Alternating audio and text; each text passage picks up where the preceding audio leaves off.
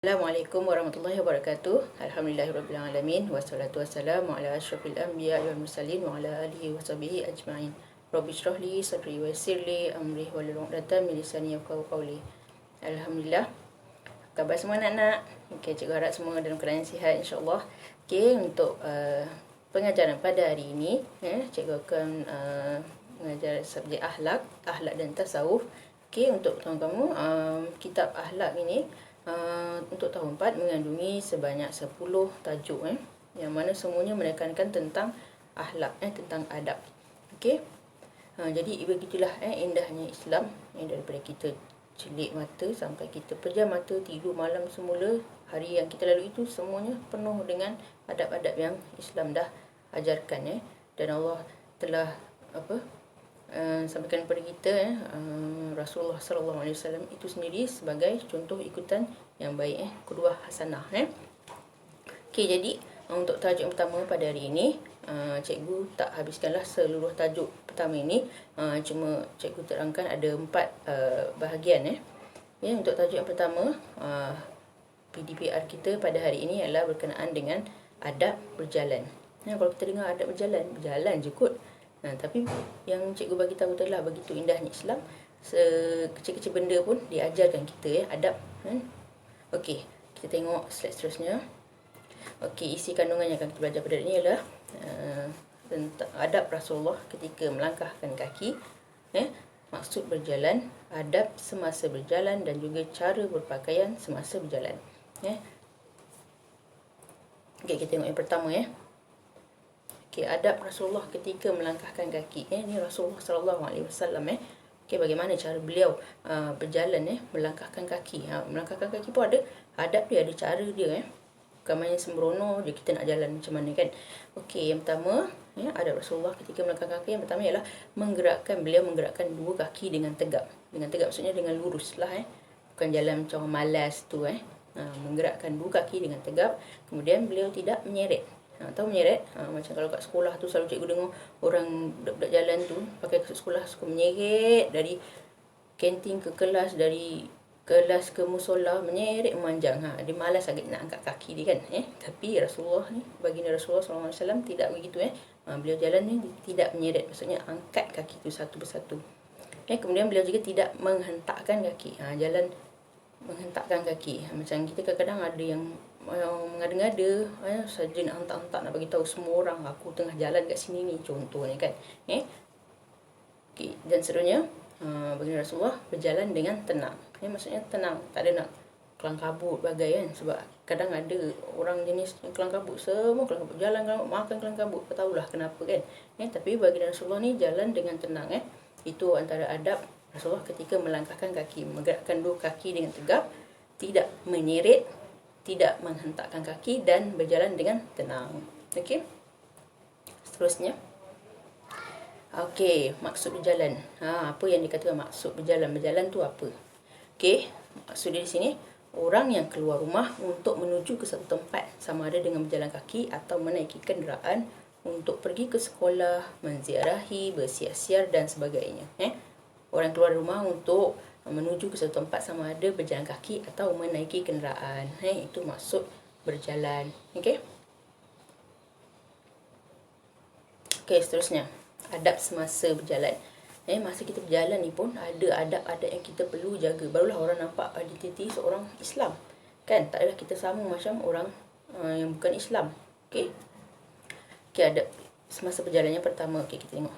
Berhati-hati dan ikut peraturan. Maksudnya jalan hati-hati. Tengoklah mana kamu jalan. Kalau jalan dekat tepi jalan raya, kenalah ikut peraturan dia. Kena perlahan-lahan. Kalau kita jalan dekat kawasan hospital, kita tengok macam mana. Tak bolehlah nak berlari sesuka hati. Kena tengok tempat yang kita berjalan tu dengan hati-hati dan ikut peraturan. Yang kedua, melangkah dengan sopan dan teratur. Melangkah dengan sopan lagi-lagi kalau perempuan.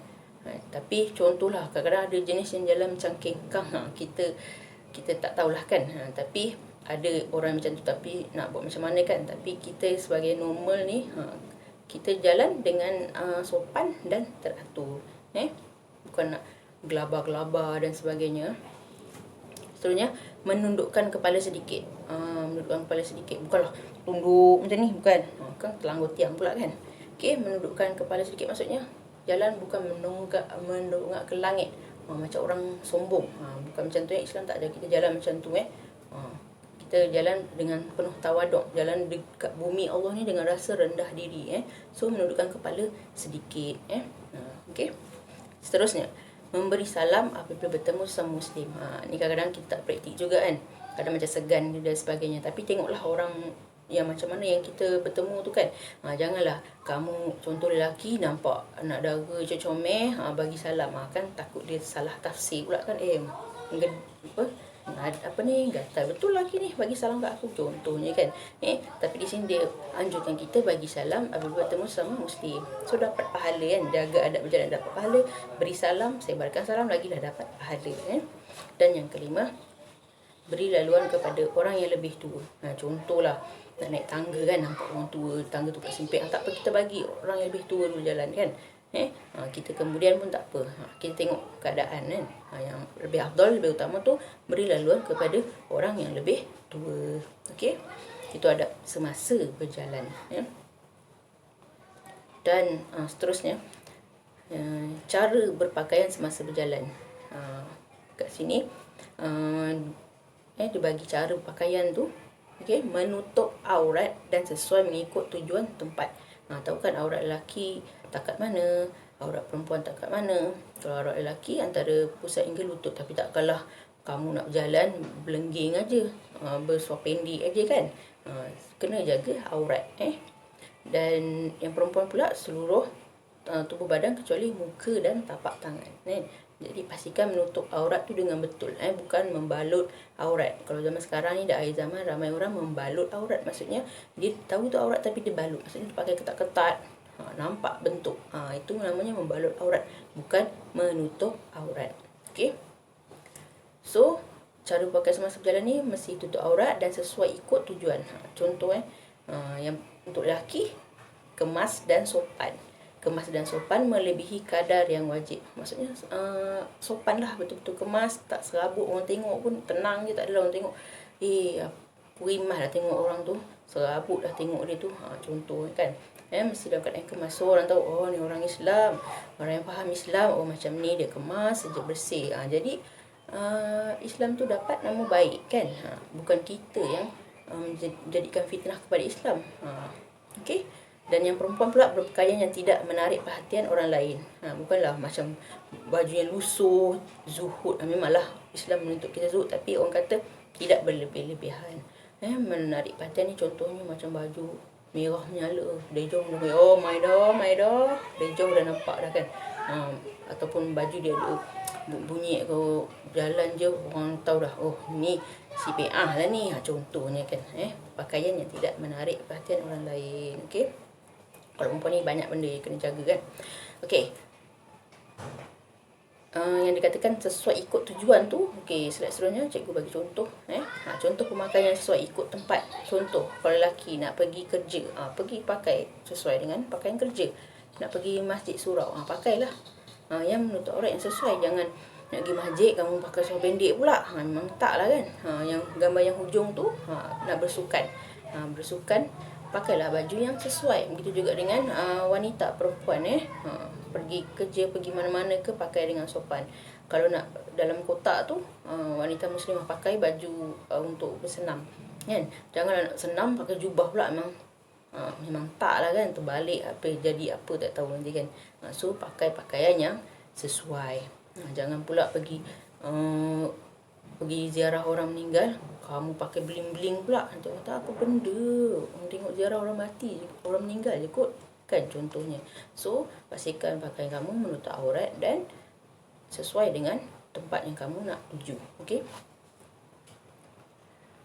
So tadi kita dah belajar tentang adab Rasulullah ketika melangkahkan kaki, kemudian maksud berjalan tadi apa, kemudian adab semasa berjalan, dan juga cara berpakaian semasa berjalan, pakaian menutup aurat dan sesuai. Okey. InsyaAllah setakat ini sahaja dahulu untuk pengajaran hari ini. Akan datang cikgu akan sambung lagi tajuk masih di tajuk yang sama tentang adab berjalan. Cikgu harap kamu dapat sedikit manfaat daripada video ini dan kita boleh cuba amalkan adab-adab yang kita belajar ni, insya-Allah. Okey, yang baik itu daripada Allah Taala, yang lemah itu daripada diri cikgu sendiri. Cikgu sudahi dengan wabillahi taufiq wal hidayah. Assalamualaikum warahmatullahi wabarakatuh.